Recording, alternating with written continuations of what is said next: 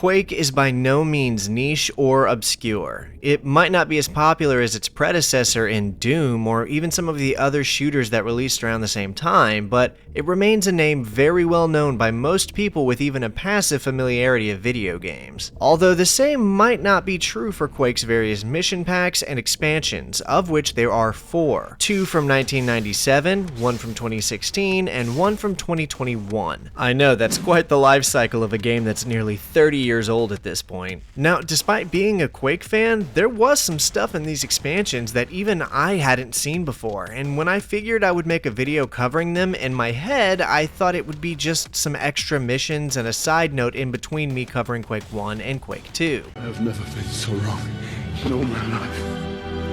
This turned out to be a significantly bigger endeavor than I realized it would be, and as it turns out, there's a lot more to some of these expansions than just a few new maps and weapons. Each new episode adds something new to the Quake 1 experience, and all in all, we're talking about roughly 7 new episodes, some of which are also big enough to be multiple episodes unto themselves. For reference, the original Quake featured 4 episodes, so all of the official expansions put together are basically a new game and a half to reckon with here. So I figured I needed to jump in and see what all of these additional episodes were all about.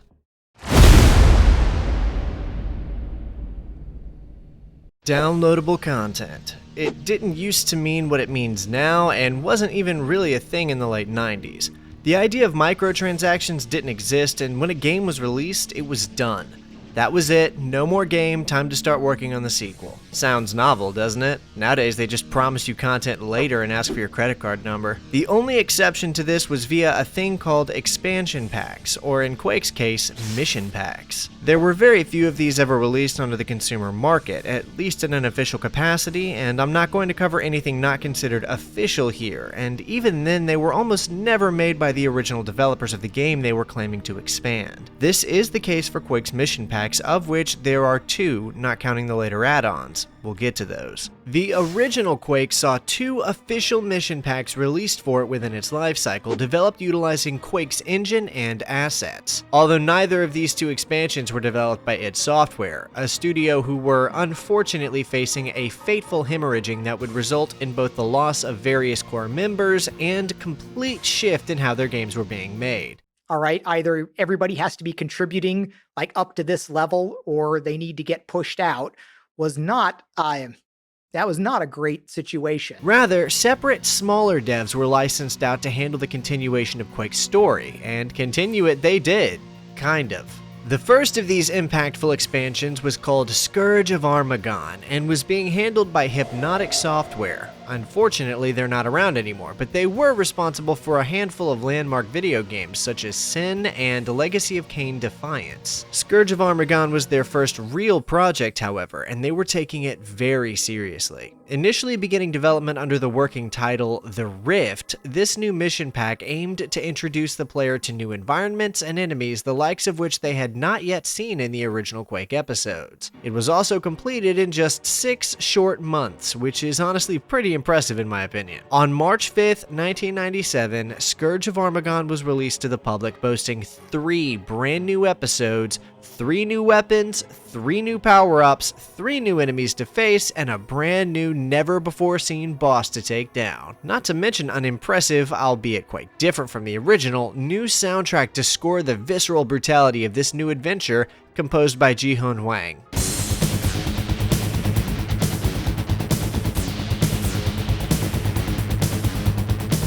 After destroying Shub-Niggurath, no, I'm not pronouncing it Ni-Gu-Roth, and technically even according to Lovecraft himself, no human is capable of pronouncing these names the true way they're supposed to be said anyway, so who knows what the right way to say it is. Our fateful hero returns to Earth only to discover that the threat is far from gone. Another force of malevolence is out there waiting to destroy reality, and we may very well be the only thing standing in its way. Whatever it is. So I think everyone these days kind of knows and acknowledges the fact that the original Quake was really struggling with its narrative direction. But it did definitely have one though.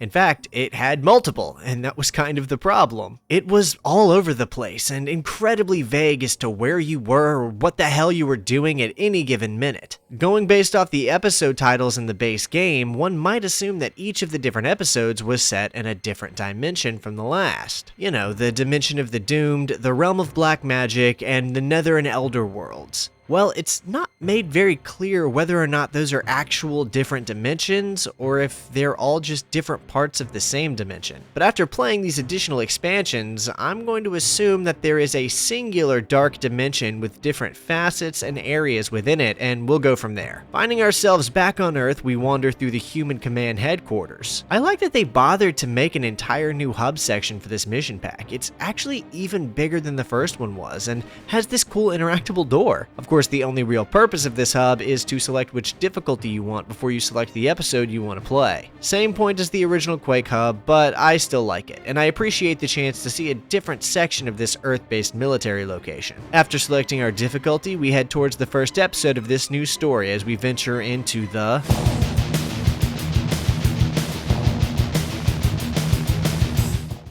Slipgate teleports us inside of the pumping station, which is part of this large military base we'll be fighting across for the duration of this episode. I thought this was really cool actually, because the base game never featured a full episode set entirely on Earth. Normally we'd only play the first map on an Earth level and the rest would be in another realm. But the Fortress of the Dead is only on Earth, and it's an apt name because the same enemies from before have seized control of this base and killed everyone they couldn't control. Something I need to say about the maps in Scourge of Armagon is that they're all significantly more complex than the original. I'm assuming that since the devs were able to just reuse the vast majority of the assets for this mission pack, a significant more amount of time could be dedicated to making each map larger and more complicated. This map was handled by Tom Mustaine, the founder of idSoftware, the studio responsible for handling this expansion. Keep his name in the back of your head because he actually designed a lot of the levels here. The pumping station itself is also a pretty great map too. I think it makes a fantastic introduction to this new adventure. The aesthetic is all very familiar and the design feels exactly like something you would have seen in the original game's Earth-based levels, although maybe a bit more elaborate. It also features a ton of verticality with lots of swimming through underground tunnels and climbing up ramps, making the whole thing feel very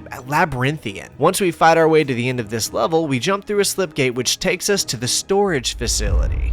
I have a small problem with this. We're led to believe this whole episode takes place across a single military installation, so the fact that they couldn't have just modeled a door or something to make us feel like we're moving from one area of the complex to the next is wild to me. According to Tim Willits, John Carmack once said that the use of teleporters is typically indicative of lazy game design, and although I'm not sure this is what he meant, why would you need to take a slipgate to a different part of the same complex? This is a silly complaint, of course, and is just part of the bit where I break down trivial design choices in old video games and get bombarded with frustrated comments telling me I whine, bitch, moan, and complain too much as if I'm actually bothered by the thing in question and I'm not playing it up for fun and entertainment value. Also, did I mention they added some new enemies? A giant mecha scorpion is such a fun idea for an enemy, and it also plants the seed for this expansion's subtle leaning into a more mechanized iteration of the original game's more dark fantasy aesthetic. So more like Doom in that regard, and a little bit of Quake 2 in some ways, but I'll talk about that part later. These creatures are a lot beefier than you might think though, so you really don't want to underestimate them. They're as resilient as a Death Knight, if not more so, and having a nail gun on each hand makes them a particularly dangerous ranged opponent. They also cause infighting more than any of the other enemies because of said nail guns, and typically win the fights they accidentally start. As for the level itself, it's one of the simpler maps overall in this entry, although there is a very unique set piece by way of this light bridge. I love the look of this, and we have to turn it on to proceed to the slipgate. They did good work with this one. Something else special about this map though is that it features two exits, and one of them takes us to a secret level called Military Complex. and it's kind of a pain to deal with. The layout is far more simplistic than the previous two maps and feels less like an interesting labyrinth to traverse and discover and more like a series of long hallways to walk down while killing enemies. This is probably the only one of the maps that feels phoned in here, which I guess is probably why they hid it as a secret level, although I think they could have gotten away with just clipping this one. I didn't really enjoy playing it very much. So we're moving on to the next level, which for me is the most memorable map of the whole Scourge of Armagon expansion.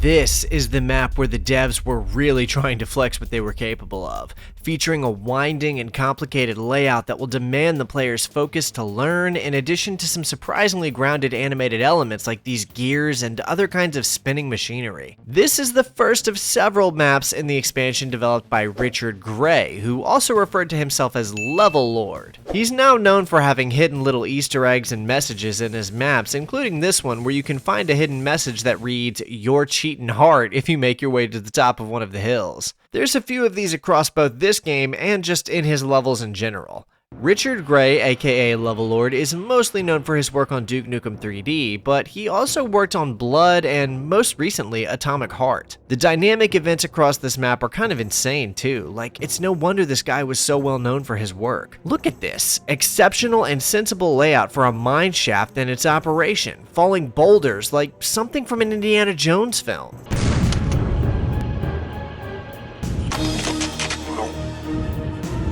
Balancing along this suspended piece of rail track, running through a giant crusher machine, and also, I mean, look at this thing. I'm not really even sure what you'd call this, but it's very hard to navigate through it without taking damage. This Quake map is one of a kind. It's one of the more unique from this expansion, and the first one my mind goes to when I think about Scourge of Armagon. But once we head deeper into these caves, we can pass through the mine and into the research facility. This is the final level of Episode 1, and marks the end of our time within the Fortress of the Dead. It's also the second map by Richard Gray, and kind of crosses the line from being interestingly complex to just being annoyingly obtuse. Although it does feature one of the coolest set pieces across the whole expansion, but I'll get to that in a second.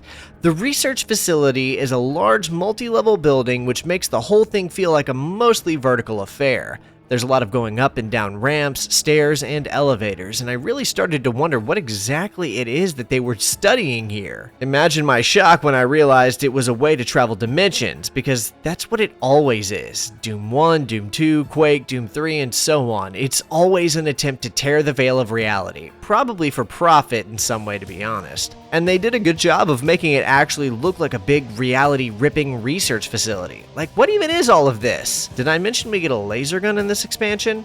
I brought this up when I was talking about the base game, but this is the weapon the Enforcers use, and now we get to use it as well. It's pretty cool too. I like how the lasers bounce off of walls, and the weapon itself is really powerful. I'm a fan. I only wish the ammo for it was more common across the maps. At the very bottom of this building, like 5 floors below the surface, we finally find the slipgate, which sends us flying into another dimension in that spectacular set piece I brought up earlier. I guess we're going through the gate, and it's taking us into the Dominion of Darkness.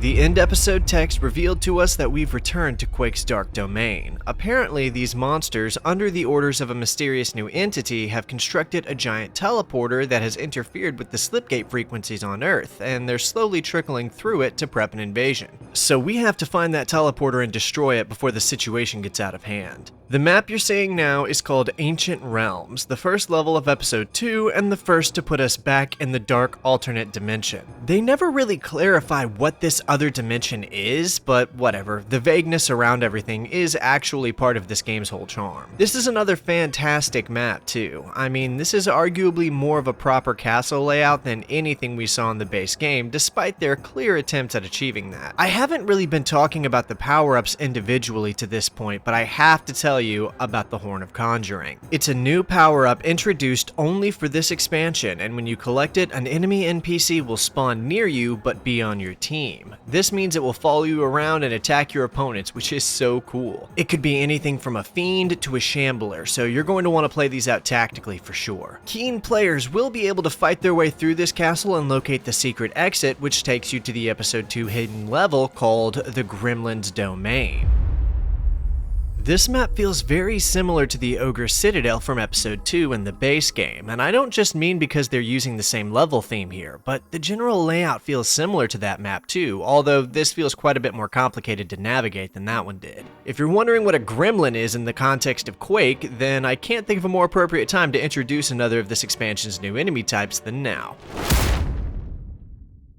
There is very little lore on what exactly these things are, but they're very similar to the Fiend in their look, so it's possible that they hail from the same dark place that the Fiend does, but that's just speculation on my part. The super unique thing about these enemies is that they're capable of stealing your weapons from you and using them against you. This is a very specific mechanic that only the Gremlin can do, but it can be annoying if you're caught off guard and they snag one of your weapons. They can't steal your axe, shotgun, or a Mjolnir, which we'll get to, so if you're holding one of those, you're fine. If you kill the gremlin that stole your weapon, they'll drop them and you can grab them back. Despite the name of this castle being called the Gremlin's Domain, there's actually a shocking lack of them here. Only 6 or 7 of them depending on which difficulty you're on during this level, but they'll become very prominent the further in this expansion we go. This map is special for being the only map that Jimmy Sybin worked on designing along with Tim Mustaine. Sybin worked primarily on all of the expansion's programming, but it's cool that he got to dabble a bit in the layout side of things here. After dealing with the shambler guarding our exit out of here, we can continue moving deeper through this dark realm and into the Black Cathedral.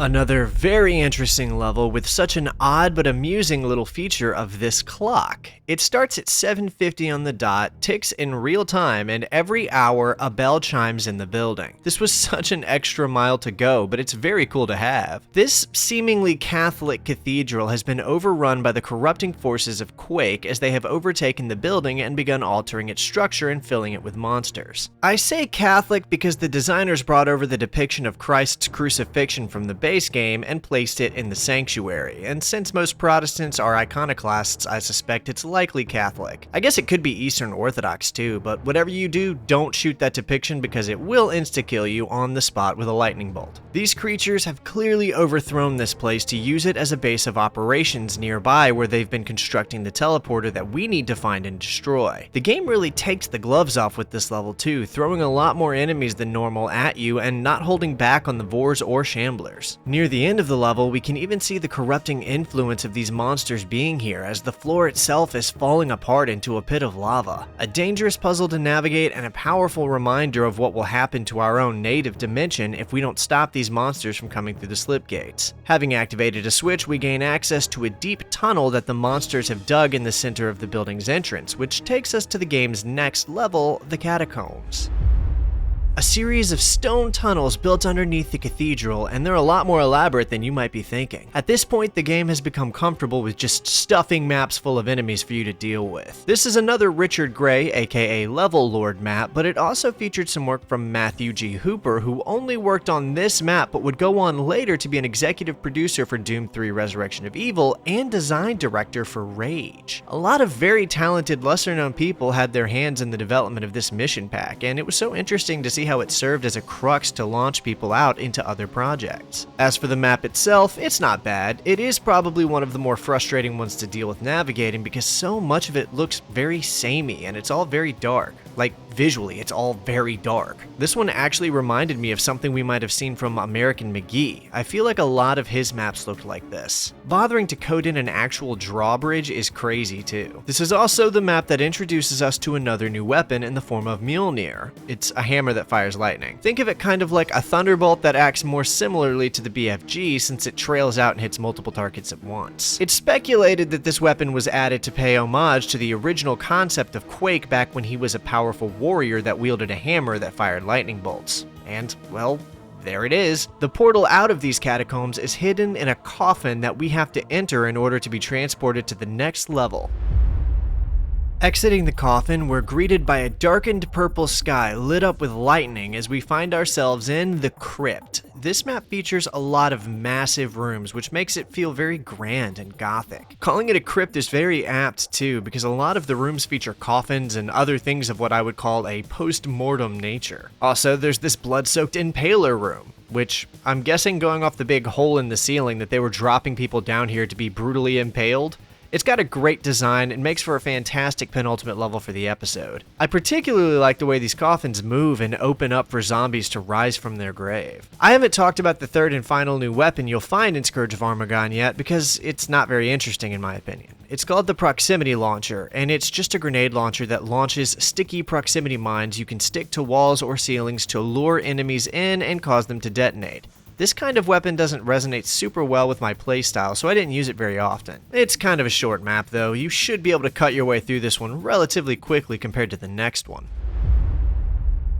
Mortem's Keep marks the final map of Episode 2 and holds the location of the power generator we have to shut down so we can stop these monsters from accessing Earth. The whole map takes us through multiple different sections of a castle as we weave in and out of zombie-filled corridors and monster-infested chambers. Even from the get-go, it can be really easy to get lost here due to the strange layouts that require going down through sewer drains and navigating confusing tunnels. I don't want to say that the levels in Scourge of Armagon are outright better than the ones in the base game, but man, they are certainly more sophisticated. Most of these maps feel like they're pushing the limits of what the Quake engine could do far more than the original 4 episodes ever did. Eventually, at the end of this castle, we push the literal off button on the power generator, which causes it to begin self-destructing. With their power generator destroyed, that should have cut off their ability to access the slipgates on Earth. And so we push forward to find our fate within the Rift.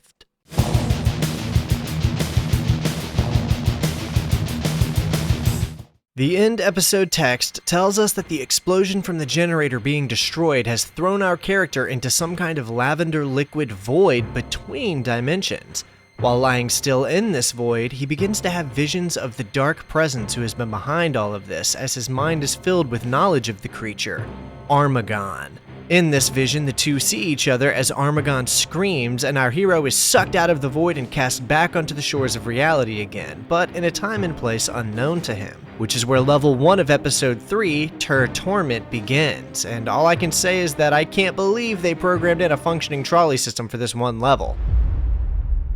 I'm not really crazy about this map, to be honest. I do think it's memorable overall because it's pretty big and very impressive in what it achieves, but something about the winding layout of the main tower structure made it feel kind of unsatisfying to play. Although I have to give them props for the overall sense of scale this map boasts. It's not only one of the larger maps we've seen so far, but the big exterior areas lend themselves to make the whole thing seem all the more enormous. Oh yeah, and then there's these things. I mean, they're classified as a new enemy type, but they're more like an annoying mobile environmental hazard. They float around the map, and if they see you, will begin pursuing you slowly. If one of them manages to touch you, it'll explode. You know how most FPS games always have some variation of an explosive red barrel?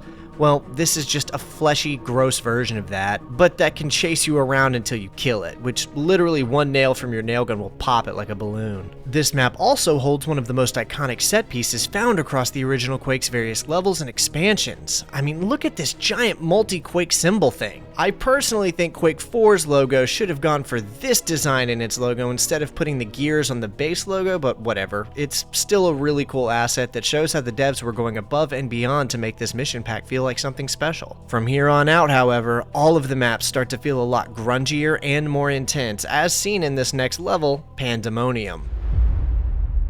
The concept of being in a conceivable location that we might recognize in our own reality has seemingly disappeared at this point. And I'm not even sure what this building is supposed to be other than a convoluted video game map, and I say that endearingly. It's built around various pools of lava with moving platforms, large oval rooms that serve no purpose, and windy staircases and hallways that feel out of place, and I love this actually. The deeper into this realm we get is when things start to feel like this dimension and its creatures have comprehended the look and style of human architecture, but don't have an understanding as to why certain things are built in the way that they are due to having a lack of society. It's a very weird aura that I almost never see games able to pull off very well, and I think that part of the reason it works so well in Quake is that it wasn't intentional, and that makes it feel sincere. The map designers at this point were just making maps that looked cool while abandoning whether or not it would make sense for certain things to be designed a certain way, and that holds up super well in a dark, twisted alternate reality setting like this. It's another very impressively layered map too, but definitely one of the harder ones due to how tight some of these tunnels are and how littered with enemies they are. And that theme only gets worse when we enter the next level called Limbo.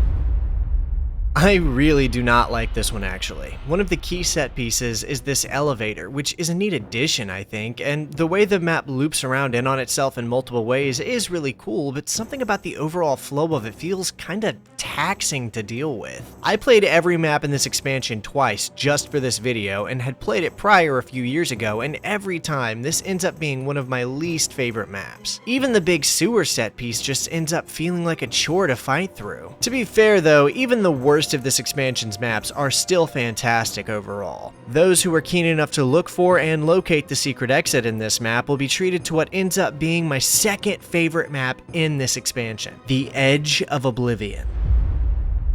The crazy thing about this level is that it's the one instance where the dev just decided to really go for it. We might start in some kind of inner chamber where we have to fight our way out, but upon exiting the building, all we find is nothing, and a whole lot of it. This is yet another Richard Gray map, and it would serve as inspiration for a lot of the ideas we later saw in Quake 3's level design, as this was the first Quake map to feature platforms suspended in the air. The idea for this came from Gray's love of the band Yes, in particular the eccentric album art done for them by artist Roger Dean.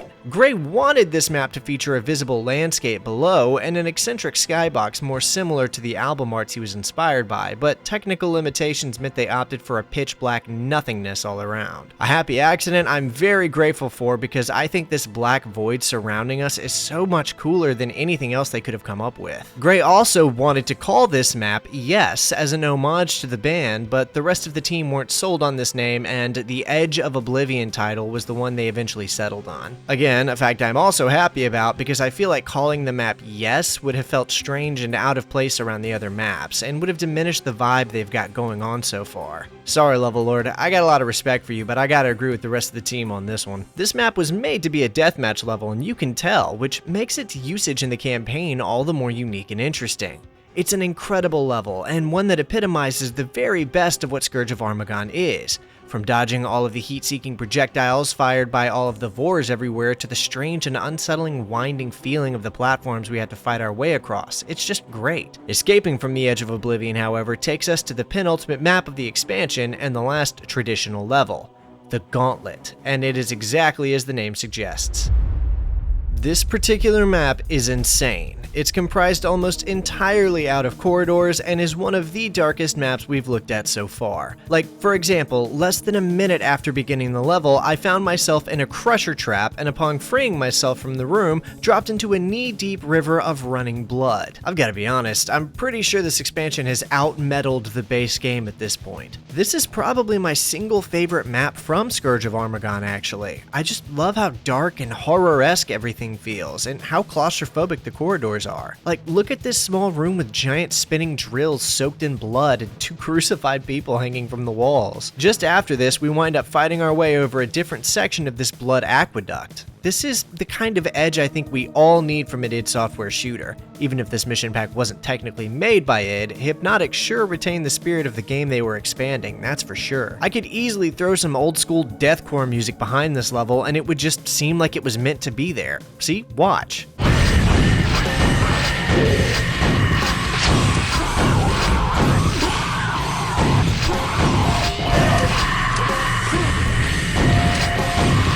The whole map feels meticulously designed to challenge the player in a multitude of ways and give you one final climactic and intense fight through hell before reaching the boss. It's kind of the exact opposite of the base game's final level, Azure Agony, which felt grand, empty, and abstract. This level feels closed in and psychotic at times, pushing the player's limits and testing their capability. I love this too. It's such a cool map, and it's going to be hard for the following campaign expansions to top this. But once we finally reach the end of this map, we're able to take the portal out of the Gauntlet and into Armagon's Lair. The true final map of the game, a showdown with Shub-Nigroth's general and the beast who has been terrorizing us for this whole expansion. The center chamber opens up as he reveals his presence to us. Well, there he is. We duck, bob, and weave as I fire off a few calculated laser shots to extend the length of the boss battle for climactic reasons because, well, he's so easy to beat that it's a massive disappointment. I mean, on the one hand, it's super cool that we finally got a traditional boss fight in Quake, but it sucks that they made him so devastatingly easy. I had to play this multiple times to get the footage for it because I accidentally shredded him on my first playthrough. Also, I'm pretty sure he's supposed to be a Strogg. This expansion and Quake 2 were released 11 months apart, and I feel like it's possible it had leaked some of the plans for Quake 2 over to these guys, and they took inspiration from that to create Armagon. That's just my speculation, but the super popular fan theory is that Armagon is a Stroggified gremlin, which, as you know, is a species introduced in this expansion as well. We also get the first genuine attempt at a cutscene in Quake so far upon overcoming and destroying him.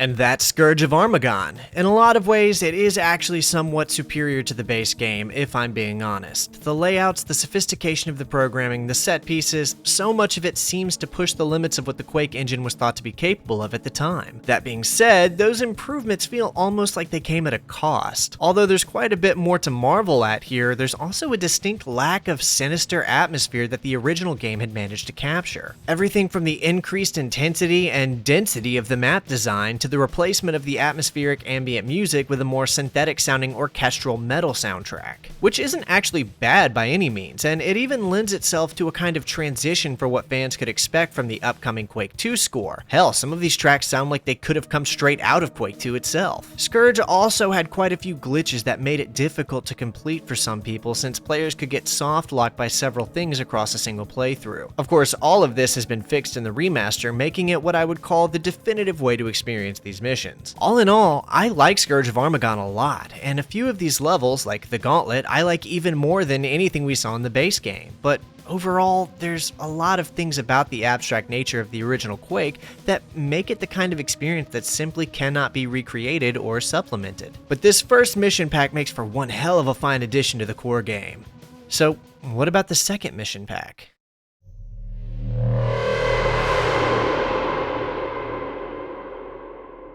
Just in case fans hadn't gotten enough Quake yet, a second mission pack dropped literally 1 month later called Dissolution of Eternity, and although it only came with 2 episodes instead of the 3 episodes boasted by Scourge of Armagon, don't be fooled into thinking that it's any less packed with content, because it only features 1 less level than its predecessor, and most of these levels are twice as big as anything we saw in Scourge of Armagon, or even the original. In fact, I'd say Dissolution of Eternity is closer to an outright sequel than it is just a mission pack. If you've been craving a proper sequel to the original Quake but haven't played this yet, then I'm telling you that this is just a half step down from a full-on follow-up. Whereas Scourge of Armagon was handled by idSoftware, development of this second expansion was entrusted to a small company called Rogue Entertainment, who not only operated out of the same building as idSoftware at the time, but who were also known for their very ambitious attempt at an RPG shooter called Strife. Much like the aforementioned Strife, Dissolution of Eternity has a kind of mixed reputation among the fans, with some maligning its corridor-heavy gameplay and massive drawn-out levels as being the worst of the available Quake experiences, and others praising it for its inspired new thematic direction and plethora of exciting new enemies and unique locations. I myself tend to lean towards the latter. The first mission pack took the story in a more grounded direction than the base game, featuring significantly more Earth-based levels than we'd seen before, and leaning far more into a mechanical-inspired art style before it became more abstract in later levels. Dissolution of Eternity, on the other hand, jumps straight into the ancient esoteric aesthetic and seemingly never looks back. Also, can we just take a second to appreciate how brilliant these titles are?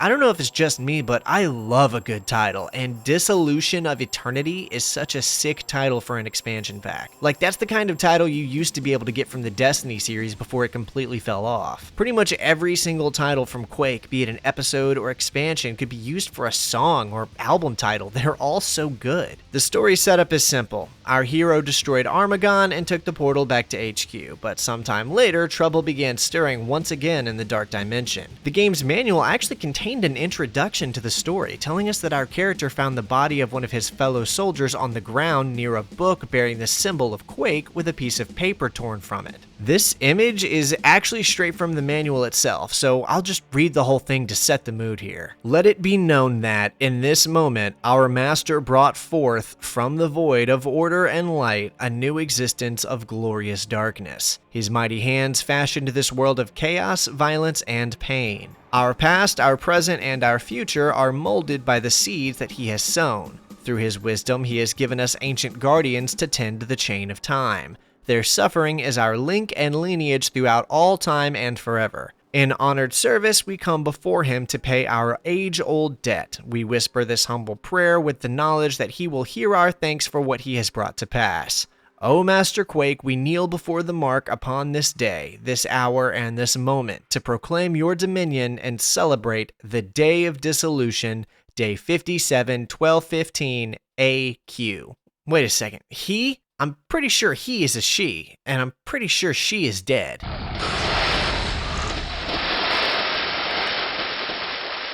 Getting semantic about the narrative consistency of the original Quake is like criticizing a fast food cheeseburger for not being well done or rare enough. But for the sake of keeping us all on the same page, I have to at least a little bit. Firstly, this note wouldn't exist like this because the codename Quake was given to Shub-Nigroth by humanity since they had no idea what they were dealing with when the game started, so her own followers would not be referring to her as Quake, nor would they be using a date system that utilized the codename that humanity arbitrarily came up with like super recently. Second off, like I just said, Shub-Nigroth is a she, not that the sex of a malevolent, nigh incomprehensible, eldritch horror entity really matters to the story of a shooter game, I guess, but still. This note kind of feels like it was written by someone who either didn't play through all of Quake or wasn't paying attention to the end episode text as they did. Unless I missed something pretty major along the way here. The game doesn't bother to clarify very much, and the narrative is all over the place constantly, so it's pretty hard to make out what the hell is going on. The wiki does provide a good bit of context for some of the things that happen, but I couldn't find any sources for a lot of the claims made, so this is my disclaimer that I'll be pulling some info from there in this portion of the video because it's the best I can do to make out what the hell is going on. Across the two available episodes, only the second one really seems to pertain to the actual narrative in a major way, with us having to hunt down and take on a few of the entities pursuing the realization of Eternity's dissolution, with one in particular seeming to be behind it all. But whatever, the so-called Day of Dissolution is coming, and it's up to us to stop it. Booting the game up, our new start area is a stone hallway underneath the giant statue of the Quake symbol. Yeah, these developers love that symbol, so just get ready because they scattered it everywhere across this expansion. We can choose to play either episode from the start, so players could jump straight to episode 2 if they wanted, but we're going to start with episode 1, of course, as we leap through the slipgate to throw ourselves once again back into the dark dimension.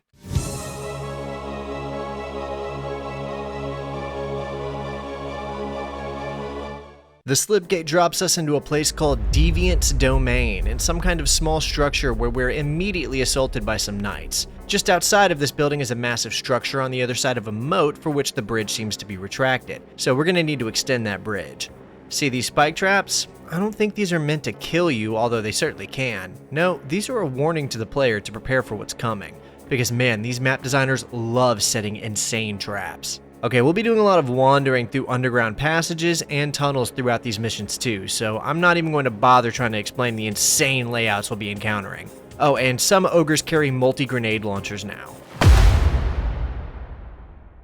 They're literally just ogres with a different texture and equipped with the multi-grenade launcher, which I'll get to later. There's an interesting sequence down here where we get to ride a small ferry down this short acid river while getting shot at, which is pretty memorable for a first level, I feel. Also, look how extra they got with these door designs.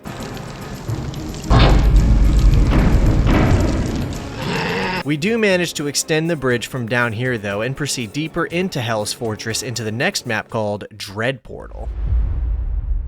And there is an awful lot of dread within this level. Dissolution of Eternity does feature some of the coolest and most intricate levels across Quake 1's offerings, but this one ain't it. Most of the level is just a lot of long wooden hallways with a few rooms in between, and after some of the other maps we've seen, this one just feels a bit middling. We do get introduced to some more environmental hazards here though, in the form of these massive swinging pendulum blades. Watch your step. And we're introduced to a brand new enemy here too.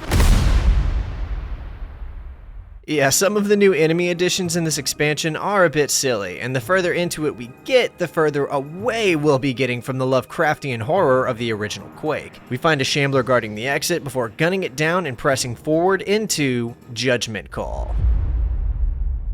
Something interesting about this level is the handful of grunts running around. There's a healthy dose of grunts and enforcers across both episodes, which is strange since it doesn't explain how all of these human soldiers got to these places, but again, it'd be silly to think too deeply about it. As for the map itself, this is one of the most forgettable ones of the whole expansion. It introduces a few neat elements like the lightning bolt trap, which we'll see several more times in future levels, but for the most part, I didn't find anything super notable about this one. Also, let's talk a bit about some of the new weapons we'll get to play with. Dissolution of Eternity took an interesting route with the additional guns. Instead of introducing completely new weapons, they designed alternative counterparts to several of the weapons the game already had. So we've still got our nail gun and super nail gun, but we can also find the lava variations of both of those, which fire off molten hot nails soaked in lava somehow, maybe by superheating them or something. Not only do these do more damage, they also take up their own ammo type, which will matter a lot in later levels. I'll talk about some other weapon variations here shortly, but for now, I gotta say, I do like this lava pit near the exit where a bunch of ripped apart corpses are hanging from the wall as two giant pillars move back and forth, creating an obstacle for platforming. This is the end of this map, however, before we make our way into the Cave of Death.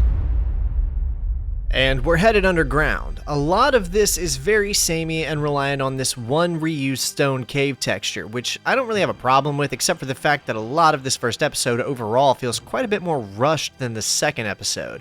But even in spite of that, it's still pretty fun in my opinion, and it doesn't overstay its welcome, which, well, I'll get to that in a bit. The first thing we need to do is navigate this underground cave to find 3 buttons that we need to press before we can proceed deeper into the level. After that, we've got some swimming to do where we'll need to take out more than a few of this expansion's new underwater enemy. There's no rotfish in Dissolution of Eternity, but there's dozens of these electric eels. They're stronger and more dangerous than the rotfish, but essentially operate in the same manner. I'm honestly a little bit shocked that these fellas didn't find their way into the 4th and final expansion, but they're only here in this one. Also, remember when I pointed out the cool trolley system from Scourge of Armagon? Well, they've got one of those here too, but it's actually kind of better. We board this underground mine trolley as it takes us through these underground caves in a really cool little scripted sequence. Like, there's nothing even close to this present in the base campaign. It's really impressive. At the end of this long tunnel with a lightning trap waiting to end you, we'll find the exit out of these caves and into a fun little room that literally warned me to watch my step before I ignored the warning and died. Also, they brought back the wind tunnels, which is cool and used very tastefully as it takes us into the Towers of Wrath. I love how sharp, sleek, and intense a lot of these assets look. This seriously looks like something really unique. There's nothing like this in the base game at all, and back then, this was the kind of level you'd see in a screenshot and stare in wonder about the mysteries that lie within the expansion. This is also one of the more simplistic maps here. I do love it though. Something about the way it's laid out and designed made me really enjoy my time with it. But it's probably one of the most simple maps you'll have to reckon with during your time with these missions. But that's not to say it doesn't have its share of puzzles. I'm not kidding when I say this map is unique in its looks either. Like, this really is the only map that looks quite like this that I've seen, and because of that, I do think it deserves some appreciation. Despite the expansion's heavy leanings into the more ancient and esoteric aesthetics, there is still a recognition of the futuristic aspects of Quake, like how we have to kickstart this generator to activate a lightning-centered torture bed. It's just a cool map. I really like this one, and it's got a very distinct style that we really don't see again for the rest of the levels. Oh wow, they even bothered to model and texture a library asset. That's neat. Yeah, this game is dripping with new assets that make it such a unique entry in the Quake series that is so often overlooked when it really shouldn't be. Next up is our Episode 1 penultimate level, Temple of Pain. Although most of this level is actually set around the temple rather than within it, as we'll be fighting through a series of tunnels and across a graveyard. Above part of the graveyard is a giant pentagram. Did John Romero walk down the hall and visit the studio that day or something? This might be the hardest level of the episode, to be honest, and mostly due to the placement of a few ogres being really frustrating. There's a lot of ogres in these missions, like an insane amount. Inside the actual temple is where things start to get stranger as we find a mural depicting some kind of cloaked entity with several smaller hooded figures around him. In a different room is where we encounter one of the creatures the mural was showing us. The Wraths are some kind of floating magic-capable beings that were described as wizards on the expansion's website back in the day. I wonder if it was a bunch of these things that occupied the Wizard's Manse back in the OG campaign, Realm of Black Magic. I hadn't considered that it could belong to multiple wizards at the same time. Also, look at these stained glass windows depicting the 4 horsemen of the apocalypse, and they actually look really good for this game. I enjoyed Scourge of Armagon, but it really just didn't have this kind of style. I love this. Passing by this large altar surrounded by a small pool of lava, we find the gate to the last level of the episode, Tomb of the Overlord. The game does an awful job of explaining this, but the Overlord is the main villain of this expansion, and once Armagon was slain, responsibility of commanding the armies of Quake fell to this Overlord, since he was like the third in command. This tomb we're now in is where we'll confront him in person. Also, this is where the developers start to kind of prepare you for the sheer monumental amount of traps they plan to start introducing later. So you'll be seeing some of them in this footage. As for the level, I like the big sarcophaguses they have here, and these are actually part of the puzzle we need to solve by finding a series of switches and pressing them to lower the sarcophaguses in order to progress. These switches are hidden across 3 floors you'll be able to access with a lift system, which is an interesting idea to make this level feel not only distinct from a lot of the other ones we've seen, but also reinforce that we are in a single multi-level structure, which I like. Deeper in the building, we find a pillar with 4 glass windows on it, and each of them depicts only the Horsemen of Death, so we feel extra welcome while we destroy these Wraths. After fighting our way through this underground catacomb and entering through a door that looks like a giant skull, we can enter the final room and confront the creature responsible for all of this. This entity apparently stole a bunch of technology from Earth and used it to build a literal time machine to create a new reality, so we'll deal with that in a minute. For now, this Overlord and his various Wraths make up the final boss battle of Episode 1, and this is pretty much the first Quake boss battle that is actually good. No hate on Armagon, but this is actually a pretty solid fight. The Overlord is no pushover, and the fact that we can grab an anti-gravity belt on the way in adds a whole new variable to the fight to make it extra challenging. Eventually, the Overlord perishes by our hands, but there's still the little problem that he altered all of reality, so when the slipgate we go through casts us back in time, the mission becomes clear. Find out what the Overlord used to create this reality alteration, destroy it, and restore the timeline.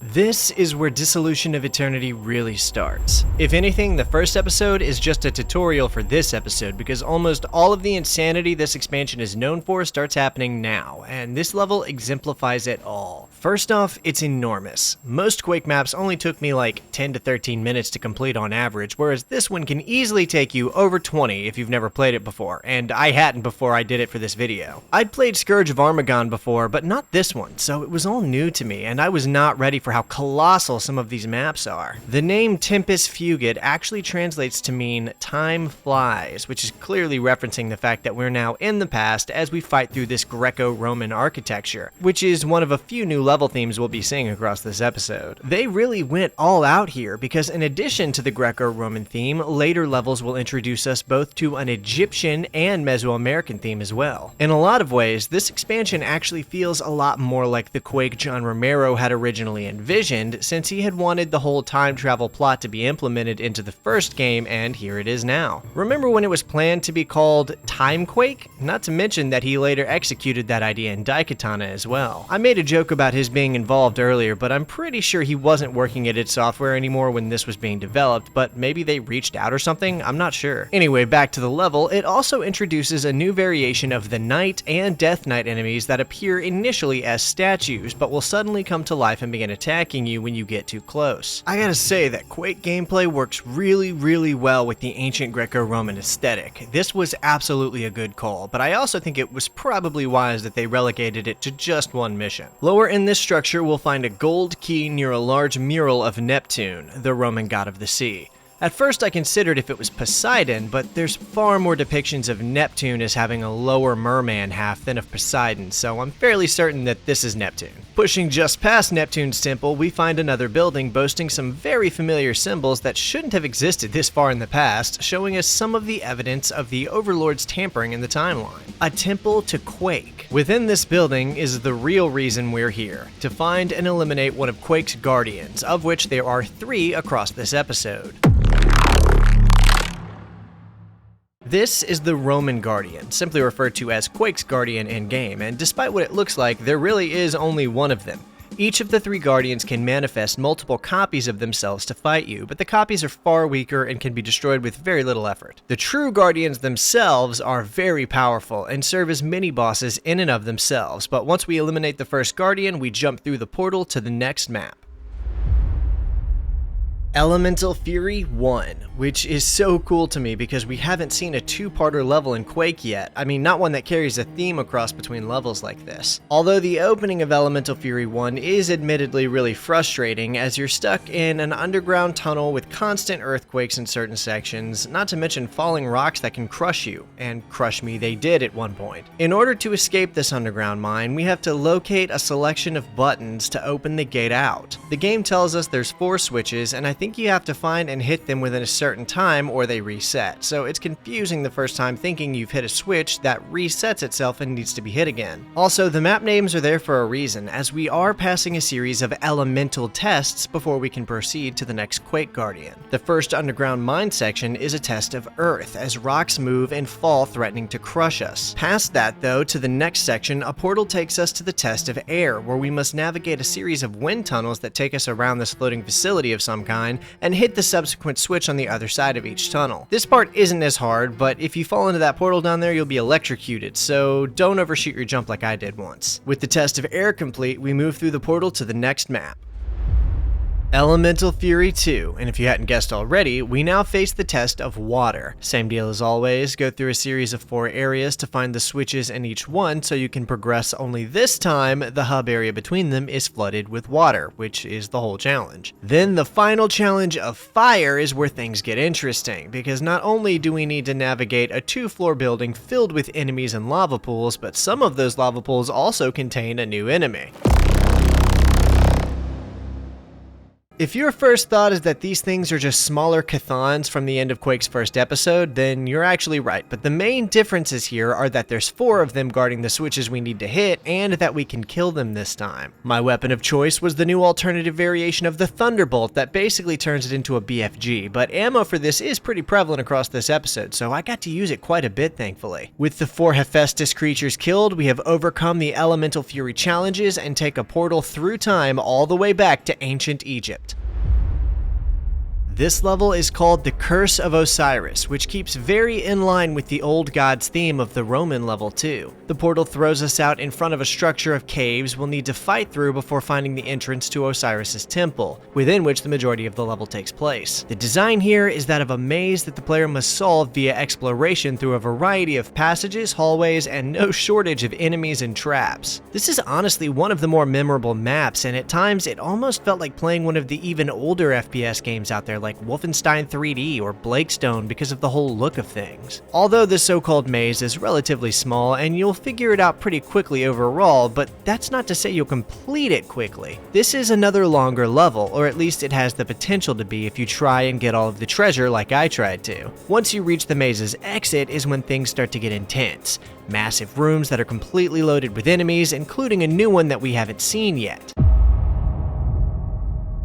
The Mummy is a new enemy only found in this specific level and is very much like the zombie enemy, only far stronger and more dangerous. Aged zombies sat waiting for their chance to kill something. These things are one monster you'll need to be on guard for. The Egyptians believed the most significant thing you could do in your life was die.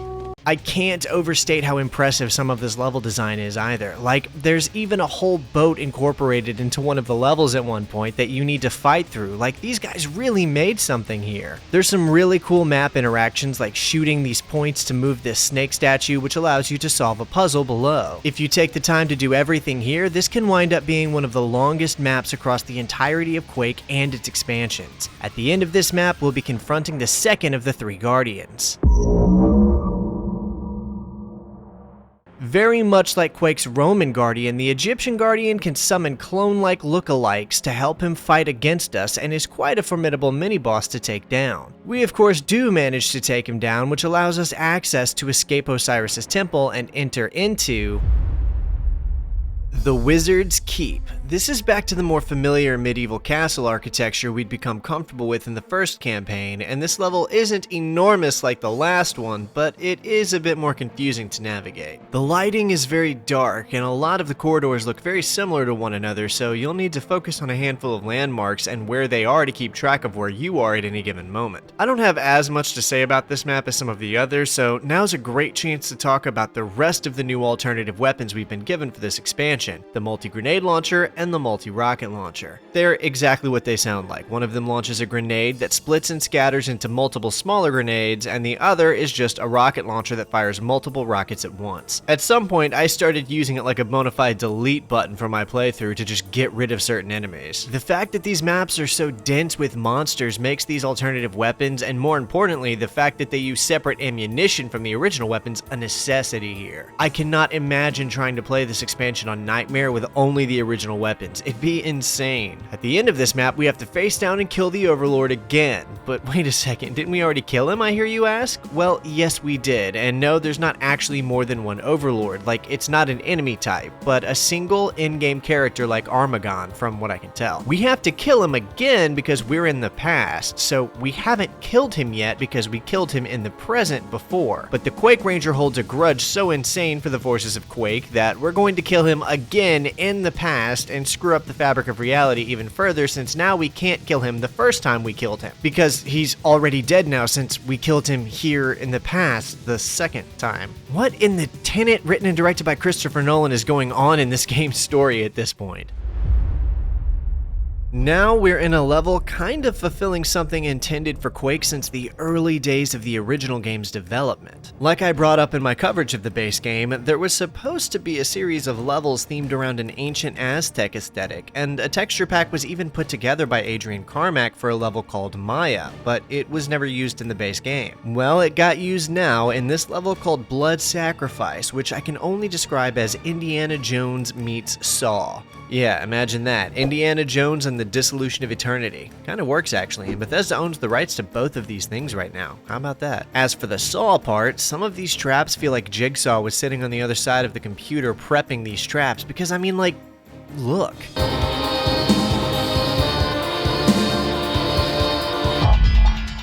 These are everywhere in both this level and the next one. I mean, it's just saw traps around every corner. I'm shocked some of these monsters aren't accidentally getting caught in them.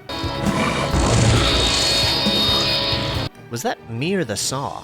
Honestly, the least believable thing about any of these expansions I've seen so far is the implication that these saw blades would function like this for more than a few hours before either breaking or getting jammed. Have you guys ever used a skill saw before? They can get jammed up pretty easily. At the end of this level, we'll face off against the final of the 3 Guardians.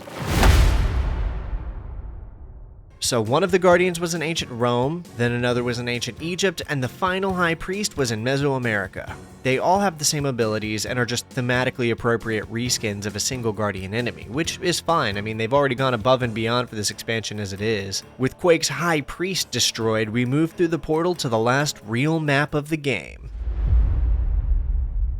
Last Bastion. The wiki tells us that this is the final stronghold the forces of Quake have left, and with that we face one final push to wipe out everything that's left of Shub-Niggurath's accumulated army. And man, it actually feels like it too. We start the level outside of this massive fortress that we then have to infiltrate, and the rest of the level is spent exterminating every living thing within. This is an actual siege on a real fortress, and the scale is very appropriate here because the building itself feels massive. I kinda wish the game had been a bit clearer with its storytelling, because if you're just playing through these levels normally, you'll have no idea what's going on here, and the stakes of how impactful this should be will pass you right by. Yeah, I'm not falling for that. It's honestly probably one of the best maps in the expansion, which is good. Another climactic in-game level like the Gauntlet was in the first expansion. I'm here for it. The portcullis, huh? You know, I've learned several new words I didn't know before just from playing these levels. They didn't have to call it a portcullis, but they did anyway, and I'm so happy they did. I had to look it up. That's what it is. It's not a gate, it's a portcullis. I also love how halfway through this level we have a massive extending bridge to cross over into a second part of the fortress. It's so detailed and the imagery here is great. Once we've cleared out every last one of the remaining monsters from this fortress, we find the portal to where the Overlord was hiding the temporal energy converter and confront the final boss of the game. Oh, that's a dragon. Right, so let's talk about the dragon. This is yet another element that was supposed to be in the original game. In fact, while idSoftware was developing Quake, they posted a screenshot of a dragon in the air to their website to tease the game. Of course, when the game finally came out, there was no dragon, and a few select players who were visiting idSoftware's website in the mid-90s were probably disappointed. Didn't take them long to find the unfinished model in the game's files either. Well, here he is, the final boss of Quake, the Overlord's pet, and the one thing standing between us and the temporal energy converter. The battle itself is pretty epic too. You get an anti-gravity belt and use it to bounce around in the air, taking shots at the dragon while trying not to land in a pool of lava, which I did, repeatedly. Once we slay the giant beast, it explodes into gibs and the last remains of Quake's army falls to the ground in a bloody pulp. We're then granted access to the temporal energy converter that has been screwing with reality, and so we destroy it so that existence can return to its original course and make it as though none of this ever happened.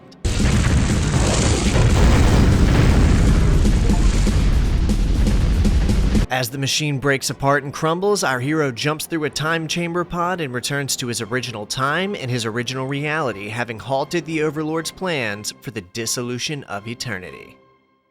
I don't know why this expansion is looked at less fondly than Scourge of Armagon, because I think it's great. In fact, I loved it. Even Episode 1, which is the more maligned of the two episodes, and for admittedly good reasons, is still an incredible experience for Quake players. It's way harder than Scourge of Armagon or the base game by a lot, and features some of the most elaborate and interesting level layouts and aesthetic designs that Quake 1 has to offer. At the risk of dating this video, Dissolution of Eternity just has aura. Even the music is great. Rogue opted to go the same direction as the first mission pack with a more intense orchestral metal soundtrack, even bringing over Ji-hun Huang from the first expansion score to handle this one too. Some of these tracks hit hard and pop off in ways that are very fitting to each of the levels they're set in, but one or two of them just miss the mark in my opinion and end up sounding kinda goofy goober, if you know what I mean.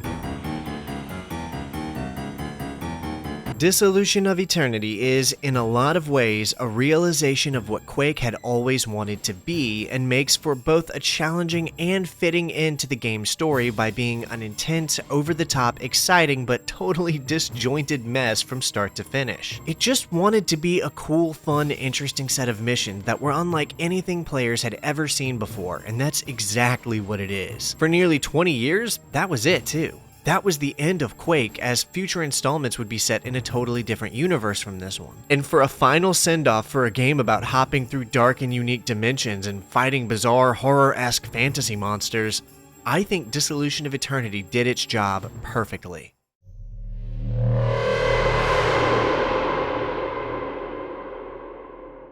"20 years after Quake 1 hit the market, and 19 years after the story had wrapped up with the Ranger resetting reality to its original state via destroying the temporal energy converter, a new official episode was released to celebrate the 20th anniversary of Quake called Dimension of the Past. This is often referred to as Episode 5 because it's chronologically set between Quake 1 and the beginning of Scourge of Armagon, but I think it's actually supposed to take place just before the player kills Shub-Nigroth. In my headcanon, I fit it in by saying that the portal out of Azure Agony after Ranger found the Rune of Elder Magic took him into the Dimension of the Past and not back to HQ. So these levels are what he went through to get out of the Dark Dimension and go kill Shubs. Now both this expansion and its sequel, Dimension of the Machine, which we'll get to shortly, were developed by Machine Games, although my understanding is that Dimension of the Past specifically was made by just one member of Machine Games alone, named Dirk Gustafsson, one of the founders of Machine Games actually. I found Dimension of the Past to be particularly sparse on things for me to say because in many ways it attempts to mimic the design of the original Quake so much that it feels more like a phantom of it than a proper continuation episode. There will be more to say about Dimension of the Machine when we get to it. Dimension of the Past doesn't really have any story or plot, and the lack of additional content of any kind is actually the overall point. It was an opportunity to revisit the dark dimension of Quake again and enjoy all of the same exact things that made you love the original Quake to begin with, but in a way that lets it feel like you've never played it before. To that end, none of the new weapons, items, or enemies introduced in Scourge of Armagon or Dissolution of Eternity will be showing up here, which lines up because those haven't even happened yet at this point. But the real reason is because it's supposed to be a chance for old school Quake fans to re-experience the original Quake as if they'd never experienced it before. So with that said, let's see what awaits us in the Dimension of the Past. Like all good Quake expansions, Dimension of the Past starts us off in a little hub area where we can select the difficulty, look around, and then proceed into the action. This wasn't even needed for a single episode like this, but I seriously appreciate the decision to include it. It's nothing crazy, but I think it's very fitting for the episode itself. Well done. There's a nightmare portal hidden here too if you want that. Jumping through the portal, we leap into the military base, which I have to give credit once again to Jerk's decision to open the episode on Earth just like the original 4 episodes always did, and it feels right in place. His goal was to make Dimension of the Past feel like it could be slipped into the original game and not feel out of place at all, and I feel like he nailed it here. The general design of the map is pretty interesting and genuinely feels like an old military base suffering from the infestation of Quake's mine probes as we must fight through a horde of corrupted grunts, enforcers, and Rottweilers. It's a simple map, but it does a great job of re-inviting the player into this world before we take the slipgate through to another section of the base called the power supply. Now this is a bit of a difference from the way the original 4 episodes were structured, since they would normally throw you straight into the dark dimension after the first Earth base level, but we get a second Earth map here that almost feels like a second part to the map we played before it. This one features a locked door blocking our way forward, forcing us to clear our way through the facility in order to turn the power back on so we can access the next slipgate. And there's also a new trap here I don't think I've seen used before, in this laser panel that incinerates you if you get in front of it. You have to go around and hit a button to close the panel in front of it to proceed. What an interesting idea. I wonder if Gustafsson had to go through very much to program that, or if it was relatively simple. Once we reach the end of this level and access the slipgate, we'll find ourselves back in the old familiar dark dimension, in a map called The Dark Days. We're back to the iconic medieval fantasy look that Quake 1 is most known for here, and this level is very claustrophobic with tight corridors and a lot of required swimming through tunnels. This is where the brutality of this episode starts to show its ugly face. Dimension of the Past has garnered something of a reputation for itself these days as being the hardest of all the episodes due to the sheer lack of ammo the player will have access to. I already knew that going in thanks to some basic research, so despite my not having played it before, I was still being a little stingier with my shots than I normally would have been otherwise, and I was still starved for ammo by the end of it. Also, I think this was my least favorite map of this episode, because something about it felt kind of unsatisfying to play for me. Maybe it's the fact that everything is so closed in you can't move or dodge, and there's over a dozen Death Knights bearing down on you at all times. I'm pretty sure that's not even an exaggeration either. There's 2 exits in this map, one that takes you to the next level as planned, and another hidden wind tunnel that sends you to the first secret level. The Forgotten Castle. It's what it sounds like, a big castle-like structure crawling with monsters, and the first thing that happens is we get trapped on a massive lift with a shambler. This is particularly cruel since it's meant to induce a panic in the player trying to kill this thing, and you might waste some shots in the process. Shots which you really can't afford to waste since ammo is so rare. That's not the only shambler we'll have to deal with either. There's multiple of them hanging out in here. After that, the name of the game is to flip some switches so you can find the exit and get the hell out of here. If you hadn't noticed, every map name in Dimension of the Past starts with the word "the," and the Catacombs are no exception. And yes, it does appear that he reused the name The Catacombs, which had already been used for a map name in Scourge of Armagon's 2nd episode, but I assume he didn't realize that when he called it The Catacombs at the time. We're still in the medieval theme here, but it's getting a bit grungier, and although a lot of these corridors are still very tight to fight through, we are finding larger areas that offer a bit more maneuverability now. The gate to proceed out of this level lies just ahead, but it's locked until we can get up there and flip the needed switches to open it. The way to gain access to those switches is to fight through 2 different sections of the level, one on the left side of the map, the other on the right, which both take you up to their respective switches. You can bypass one of those sections with a well-timed jump into a rocket jump if you want to, though. I do like this arena we have to fight through where the silver key is located that descends into an even bigger arena. This is some prime Quake gameplay right here. One of the staple set pieces of the map has to be this crusher room, which wrecked me the first time I landed in it. You'll have to run through a winding hallway of zombies before you can find a way out of here, and you'll be chased by a spiked wall the whole time. Finally, up some broken stairs and through a shambler, we'll find the gate into the next level. The Stronghold. We're halfway through the available levels at this point, but from here on out, the maps will be getting longer, more complicated, and more challenging. I don't even know how to describe this map. I mean, it definitely feels like what I would imagine a stronghold to look like. It's very open in a lot of parts, and most of its lower level is totally flooded. We get the Thunderbolt once we make our way deeper into the building, and the Vores are back, and from here on out, they're going to be everywhere and will be the bane of your playthrough. The portal at the end of this level takes us into a map called the Underworld. This map brings back the runic level theme and starts to feel more like some of the old American McGee maps in my opinion. And it tore me apart. I know there's a lot of Quake purists out there who believe you shouldn't utilize the save feature mid-mission, but restart the level each time you die. And for the base game, I think that you could reasonably pull that off as a mid-level player. But doing that here would require some serious getting good. Also, I think most of the maps in this episode are really well made, but the aesthetic design of the last 4 we saw felt a little bland since they all relied almost entirely on the medieval level theme. This is the first map that starts to feel more visually interesting to look at. And there's so many Vores. Just get used to running away from the projectiles, that's all I'll say. Within this map is another hidden exit that takes the player to the second and final secret level of this episode, the House of Doom. And it's just obnoxious. I don't even mean that in a bad way, but it is straight up a big square structure loaded with enemies while the Quake menu theme plays in the background.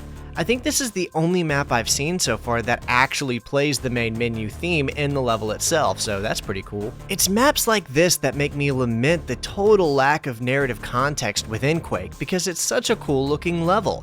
I mean, we're clearly in some kind of palace, and it makes me wonder what it was, or rather, could have been. Of course, a big part of Quake's appeal to a lot of people is the almost deliberate at times abandonment of any kind of story. This, like most of Quake's maps, is just a level by a guy who thought it'd be fun for people to play through, and that's really it. Some people prefer it that way, and to be fair, I do feel like Quake has at times been at its weakest when it tries to have a plot.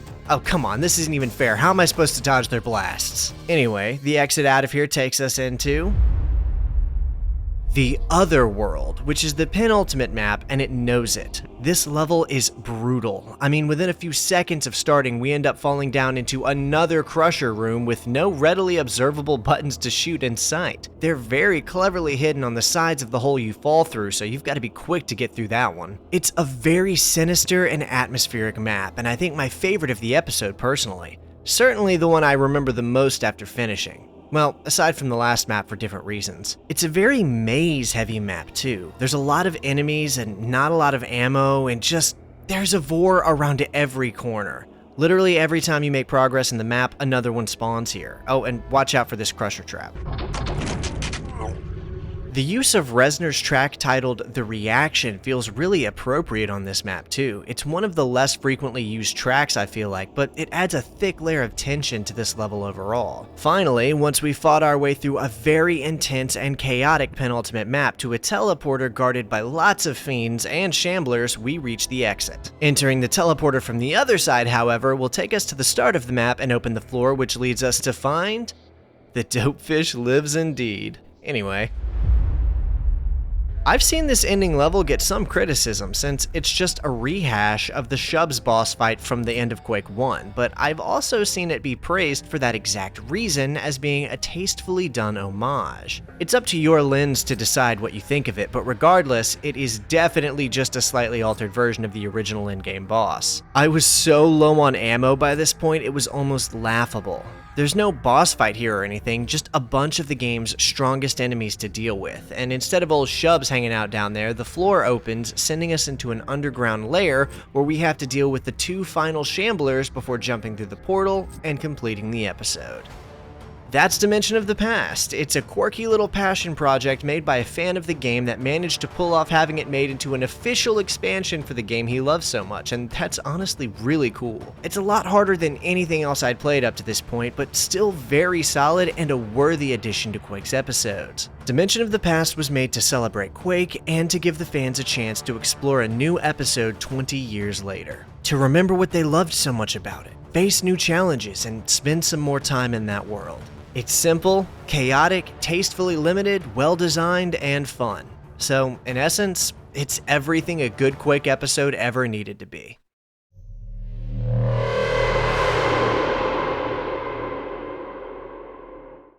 In 2021, when Night Dive's enormous new remastered version of Quake hit the market, it came with a brand new expansion designed to launch within said remaster. A fourth and final mission pack, once again handled by Machine Games, but this time by a whole team rather than just one man alone, although Jerk Gustafsson was still deeply involved across the production. The philosophy with which Dimension of the Past was handled has been completely inverted. Whereas that episode sought to stay within the lines of what the original Quake was and feel like something that very much could have launched within the original game and not feel out of place, Dimension of the Machine wants to push the limits of what Quake is capable of to absurd extremes. To show off something that looks like it absolutely could not have existed back then, and utilize Quake's engine to create an episode stuffed with modern game design philosophies and without the concerns of hardware limitations that may have plagued development back then. It's honestly bigger than the base game was. I don't think it would be inaccurate to say that, like how I said Scourge of Armagon and Dissolution of Eternity are basically a solid Quake sequel to the original game when combined,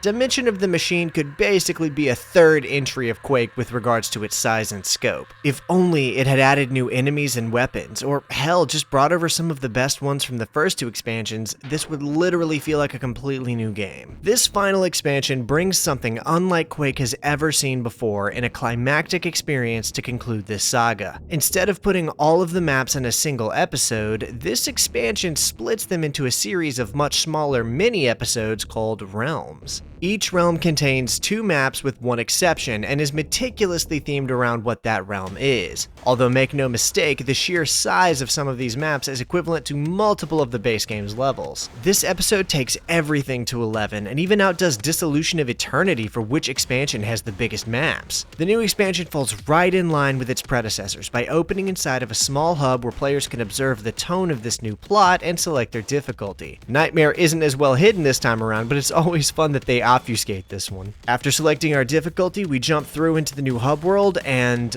wow, the atmosphere is incredible. This expansion is stuffed with new assets, textures, and environments, all of which are completely dripping with atmosphere. The game refers to this hub as the Machine, and it's filled with multiple portals to other realms where the runes needed to activate the machine are hidden, so it's a lot like the original Quake in that fact. I like the runic symbols everywhere and the gross industrial aesthetic of everything. If Bethesda ever decides to stop screwing around and greenlight a proper Quake reboot, this expansion is the main thing I think should be observed for informing the art direction for it, second only to the original Quake itself. This is dark industrial fantasy done right. Everything about this hub is incredible and literally exudes the personality and tone of the game. Within this hub there are 3 rooms, 1 central chamber and 2 side rooms. The side rooms each have 3 portals in them surrounding an altar of some kind where empty holograms show us the location to place the required rune. One of these portals is shut and the rune is already there. I wonder if this is meant to represent the Dimension of the Past expansion?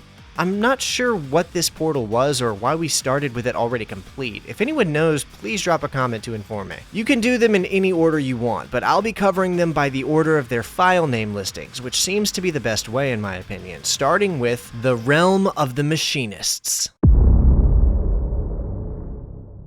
Map 1, the Pain Drain, is kind of a soft start with regards to how some of these later levels end up escalating the difficulty, which is why it's a good idea to begin on this one. A lot of the portals exit out into a tall stone tower from which we proceed into the level. This was a really cool replacement for the slipgates in my opinion. This realm and its subsequent maps all have a dingy, almost Soviet-era atrophy to them. A lot of the moss-covered bricks and paint-peeling walls give off the most contemporary vibe we've seen in a Quake game. Some of it wouldn't even look out of place in Half-Life 2, for example. It's like some kind of old water processing plant or something that's been co-opted by the monsters currently inhabiting it. The most unique part of the map, however, is that it contains the one secret exit we can find in this new expansion, and the most convoluted way to access one we've seen so far. There's a series of buttons marked S that we have to find and shoot in order to open up two gates, one to grab an environment suit and another hidden in this acid pool, which takes us straight to the secret exit into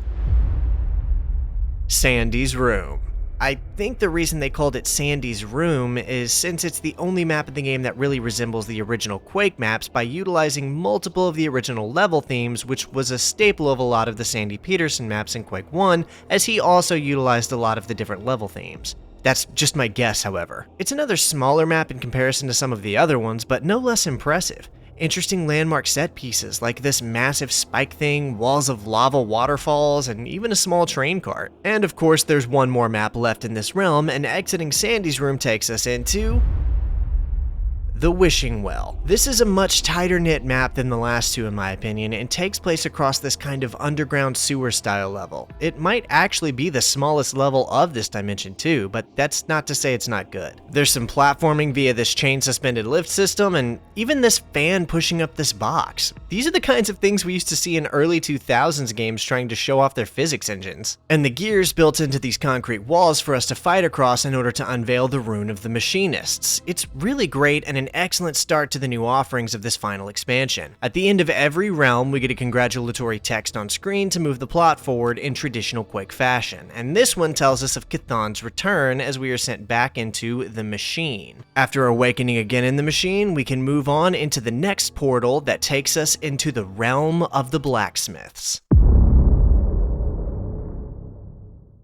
I think this is the first map of the expansion where the devs really started flexing their muscles. I mean, look at this massive castle-like structure with spinning windmills scattered around to see in the distance. It's really incredible, and again, everything in this expansion is unlike anything we've ever seen in Quake before. It's all in the Quake engine, but looks so different. It's like an ancient castle has been injected with some kind of alien tech or something.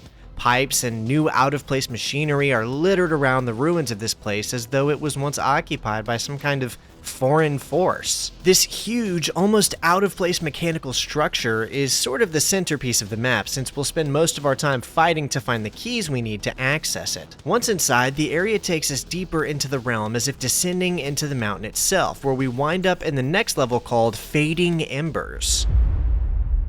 Really fantastic atmosphere is on display as lava radiates a sinister red glow across the various dilapidated stone walls that have been broken through so these pipes can spread all over the map. Every level of this expansion gives the feeling that there were once older civilizations here, and these forces, seemingly under Chthon's will, have returned to begin setting up new footholds across these various realms. Something else this map does really well is slowly fade the player from the ancient castle look to the more contemporary mechanized look. For me, this ended up feeling like one of the biggest maps in the game. I'm not sure if it literally is or not, but it sure felt like it to me. In terms of scale, the sheer verticality of it is insane. We go from fighting across this large enclosed bridge where we can see the massive buildings on display, to descending down into the depths of this whole structure where we platform across sections of castles sinking into the lava as if the last remnants of what this place used to be are melting away. Once we secure the Rune of the Blacksmiths, we're ready to fight through one final arena and head back into the Machine and into the next realm. Most of these end episode text screens don't really say anything plot related, so don't worry about them. Every realm and level and dimension of the Machine is brilliant, but subjectively speaking, this realm and its subsequent maps are my least favorite of the bunch. Part of that may be because unlike the other realms that had multiple people working on them, this one was handled by Gustafsson alone. As opposed to the enormous wide open spaces of the previous levels, these maps are extremely corridor heavy and littered with little sections meant to trap or challenge the player's skill. This first map feels kind of like a resource hub for Chthon's forces, as there's a ton of crates and stacks of boxes all over the place, far more than we would normally see. In addition to that, there's this train track that seems to imply that supplies are being delivered through here. The whole map feels designed around these tracks as a major part of its overall layout. I wonder if this is at all connected to the train track found in Sandy's room from the first realm we looked at. We'll be fighting our way through the crowded rooms of this castle-turned-supply storehouse for a while before finding the elevator down into the subterranean area of the structure. This level really reaffirms my previous assertion of this being a massive supply depot for the enemy because again, look at it. Although the deeper we get into this one, the more insane it gets, particularly near the end of the level when we start finding these elaborate traps waiting for us, most of which killed me more than once. It started to feel like I was back in Dissolution of Eternity for a little while there. I mean, come on, what was the practical purpose of these contraptions? Overall, I did feel a lack of the more iconic landmark areas we see across most of the other maps in this episode. In a lot of ways, they do feel more like the original Quake in that way since they don't boast the same scale as the other realms we see, and instead opt to take a more grounded and classic approach. This one platforming challenge alone took me over 5 minutes to complete though, because it demands a lot of patience, which feels very counter to how Quake would normally be played. Once we make it to the end, we can grab the rune of the stonemasons and return once again into the machine. There's only 2 realms and 5 maps left to go, so strap yourselves in as we jump into the realm of the cultists.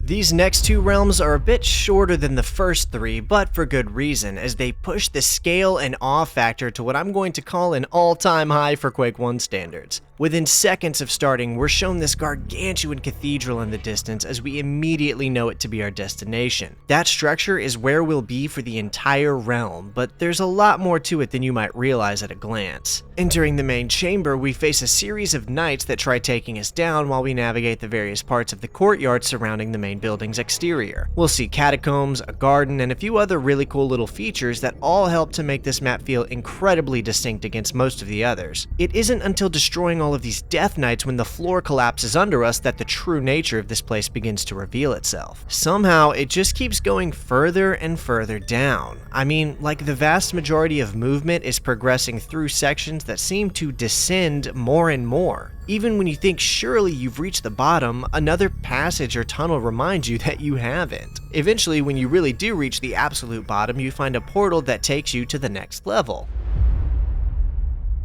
There's a sense of familiarity about it right away, even if I couldn't place my finger on it. But, you know, we have things to do, so we push forward into whatever else this place has waiting in store for us. More winding halls and corridors, only now with even deadlier creatures than before, and somehow we're still going down because this realm seems to be one of perpetual descent. Now, if you're really paying attention to the footage on screen, you will have noticed that all of this is the same as what we were seeing in the last level, only upside down. Yeah, the second map of this realm is a literal inverted version of the first, but don't worry, it's not just playing through the same thing again upside down. They weren't lazy about it at all. There's whole new sections we didn't see before, like platforming across these cliffs and through these pipes, which does lend itself to making the scale of this whole thing feel all that much bigger. Not to mention, seeing the structure like this is just really cool, and I mean, just look at that skybox. Outright gorgeous. At the end of this whole thing, we'll be taking on a final arena filled with shamblers, vores, and a healthy dose of other vicious monsters, all guarding the rune of the cultists, which we then grab before heading back into the machine again. Only one realm remains, and it just so happens to be my favorite, which most of you will see why pretty quickly. The portal drops us off in some kind of mountain, where the sky is a dark hue of purple like we're in the middle of a nebula before suddenly we see everywhere we are is suspended in a void of nothing. This could be a throwback to the Edge of Oblivion map since this idea is very similar with the suspended platforms, or it could just be that Quake has a lot of maps like this in later games and this is a continuation of something already normalized in the series at this point. It can probably go without saying, but I love how all of this looks. Like, where even are we right now? Fighting through these ancient ruins built upon rocks suspended in the air, surrounded by nothing tangible in most directions. It's so cool. But this level really gets cool after we fight through this old temple and find a uniquely designed button on the wall that opens the floor to a portal, throwing us into a cell of some kind. I'm just going to be straight up about this. We're on a space station. Now, the design mostly resembles the same sci-fi textures and aesthetic design as the base Quake 1 human sci-fi textures, but there's a few things that lead people to believe that this could be a repurposed Strogg prison station. For one thing, the Strogg's logo is present, but the Strogg's main logo design was from the original Quake anyway and just got reused in Quake 2. I mean, it's seen in almost every Quake map. However, this specific Strogg logo we see on this terminal screen I don't think is ever seen in the base game, and this is the only time in Quake 1 I think it appears. Also, the terminal itself is very similar in design to the terminals the player uses in Quake 2. Not to mention, the font on the machines is the same from Quake 2 as well. We'll get to the Strogg and all of that later on, but for now, I really just wanted to bring it up here to say that I believe Machine Games were doing a little bit of continuity connectivity here. I totally buy that this is an old Strogg prison repurposed to be used by Chthon's reformed forces of Quake. The main purpose of this structure, however, is to hold hostage various minions who once defied the will of Quake, but of course we end up releasing them and having to destroy them all. Given that I'm just a huge sci-fi fan in general, this was obviously my favorite map of the expansion. It gets even more fun when we have to fight through all of the released captive monsters as parts of the prison are exploding around us, narrowly making it to the final slipgate off the station as it presumably blows up behind us. This final level ditches the sci-fi look for just a little while and takes us back to the more fantasy-centric style once again, as we make our way through ruined stone structures and ancient castle remains. This is the last level left to talk about other than the final boss, and it throws everything the game has to offer at the player. Before too long, the player ends up at some kind of modern-looking building with a literal rock carrier truck just sitting there. We see a few of these things here, but it just looks so strange to see such a normal-looking vehicle in a Quake map. And then one of the old portal gates we're so used to using to navigate the Dark Dimension rests in a pile of rubble. Maybe the humans were digging underground and accidentally opened a portal to the Dark Dimension and the monsters flooded out to destroy them? Something about seeing an ancient runic portal sitting in a pile of rubble like that feels appropriate to this 25-year later revisiting of this game. Like, so much has changed, and the map is acknowledging it in small ways. This whole map is built on a kind of excavation dig site too, and it all feels so real and lived in compared to most of the other maps we see. Oh yeah, and of course,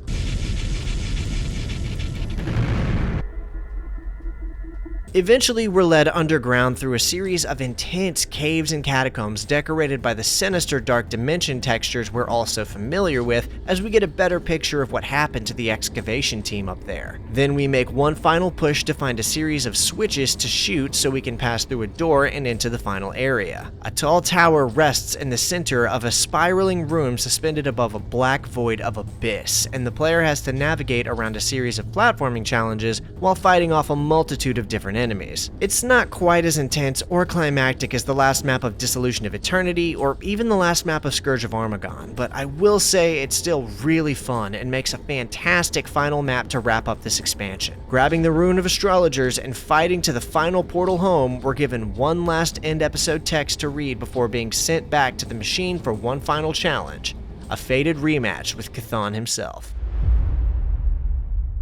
The final map is as simple as they come. It's a sort of rehash of the original Chthon boss fight, but with two small additional areas you have to fight through in order to attain a set of keys. The doors to these small areas open sequentially after the player uses the Thunderbolt to push Chthon into the lava, something you have to do several times before you eventually kill him for good. Unlike the first encounter with the Great Lava Beast, there's no tricks needed to kill him with the environment this time, since you already have a gun that shoots lightning and the map has an infinite supply of Thunderbolt rounds that it drip feeds you throughout the battle. Most of this is just running in circles to avoid Chthon's fireballs and taking shots at him with the Thunderbolt until he finally dies. There's a few enemies to contend with in these small sections on each side of the arena, but not very many, and once Chthon is vanquished and the two keys acquired, we can exit through the final portal, having finally completed Quake in its entirety. Our last end episode text screen appears to tell us that with Chthon dead and every death squad destroyed, it's over now, and Quake, along with her dark plans, have been halted for good. Shub-Nigroth is defeated, Armagon her general dismantled, the Overlord his dragon, and all three of Quake's guardians erased from time itself, and now that Chthon has been conquered once again, we can finally say it's over, and return to an Earth safe from the malevolence of the Dark Dimension. Dimension of the Machine is one insane ride, and a lot of the claims you see calling it a straight-up sequel to Quake probably aren't far off. It has some of the best level design of any Quake episode, and easily the most detailed and intricate maps as well. The only criticism I have is that I think they should have brought over some of the enemies from the first two mission packs. For Dimension of the Past, I get it. That was trying to bill itself as an epilogue-like fifth episode taking place during the events of the original game before those weapons even showed up. But for Dimension of the Machine, there are some elements from the first two expansions that would have fit super well here. Not all of them, of course, but the specific things I have in mind that I think they should have incorporated from Scourge Scourge of Armagon are the Centroid and the Gremlin enemies, and the Laser Cannon and Mjolnir weapons. Not only would that have added an extra layer of diversification to the levels, but the Laser and Mjolnir weapons are just fun to use in general, and would have fit very well with some of these episodes aesthetically. From Dissolution of Eternity, I pretty much only think they should have brought in the Wrath, because he would have fit really well in the realm of the cultists. Just those things alone would have made a huge difference in how playing through these levels felt, and tied everything together just a little bit tighter. As it stands, however, it's still a fantastic set of levels for Quake fans to play through, arguably some of the best even. Not to mention that it made some strides in reconnecting all of the Quake games into the same continuity, even if it is all still pretty vague overall. Dimension of the Machine came into this universe 25 years after the fact to try and establish itself as a worthy inclusion to the Quake continuity, and I would say that it inarguably achieved exactly that. So I haven't talked about the Nintendo 64 port of Quake yet, called Quake 64, and that's because it's actually very similar to the base game, but I figured I would go over it briefly here. For the most part, playing through Quake 64 is going to give you a watered-down version of the core game's experience, but there are a few differences. Handled by Midway Games, Quake 64 features no difficulty selection map like the one seen in the PC version, and the difficulty is selected through the menu screen. Because of this, there is also no episode selection area either, and the player just has to play through all of the episodes congruently as though it's all one single campaign. This isn't all that bad either, because in order to fit everything on the cartridge, Midway had to cut a few of the maps from the game. Missing from the Quake 64 roster are the 4th map of Episode 1, the Grizzly Grotto, the 1st and 4th maps of Episode 2, the Installation and the Ebon Fortress, the 5th map of Episode 3, the Wind Tunnels, and the 1st and 4th maps of Episode 4, the Sewage System and Hell's Atrium. Gotta be honest, those are probably smart calls on which maps to cut out too. Even though Quake 64 does make you play through every level sequentially in order to reach the end, your inventory is still reset at the end of each episode, so it is still very much like playing the original game in that way. There have been a small handful of changes made to a lot of the maps, but most of these changes are very minimal, such as altering where an exit is, or replacing one enemy type from the PC version with a different one for this port. And of course, due to this being on a cartridge, the Nine Inch Nails music is not present, and was replaced instead with an original MIDI soundtrack composed by Audrey Hodges, and it's really good actually. Even though it's very different, it still nails the tone and atmosphere of the Nine Inch Nails PC version score. Of course, playing it with an N64 controller does add a completely new challenge to the whole game, since it's significantly harder to handle these mechanics on the notorious controller compared to a mouse and keyboard. If you really wanted to enjoy a remastered version of the Quake 64 campaign specifically, then you're in luck, because Night Dive made sure to include it in their remastered version of Quake 1, complete with the absent maps and minor changes. Although they threw this cheap CRT filter over everything, I guess in an effort to stylistically emulate what it might have looked like to play this back in the day, and or distinguish it a little bit from the core Quake experience. Still, they didn't have to bother including the Quake 64 port in this remaster, and I doubt anyone would have cared if they didn't, so props to you for that one, Night Dive. As for the original Quake 64 cartridge, according to friend of the channel Jared from Avalanche Reviews, it's one of the only N64 games that allows you to disable the native anti-aliasing, which was a cool bit of trivia that he suggested I include. Although Quake 64 was a wonderful avenue for players who didn't have a PC to immerse themselves in the world of Quake back in the day, it has aged into little more than a novelty of its time for those who didn't play it back then, and a fun little nostalgia trip for those who did. Thanks for watching, everyone. If you haven't yet, I'd ask that you like this video, leave a comment with your thoughts, and even better, subscribe to the channel to help support my endeavor to make these videos. I'd like to thank all of my members for joining and supporting the channel. I handle everything here myself, so you guys play such a valuable role as producers for my content. Thanks again, everyone, for watching, and I'll see you next time.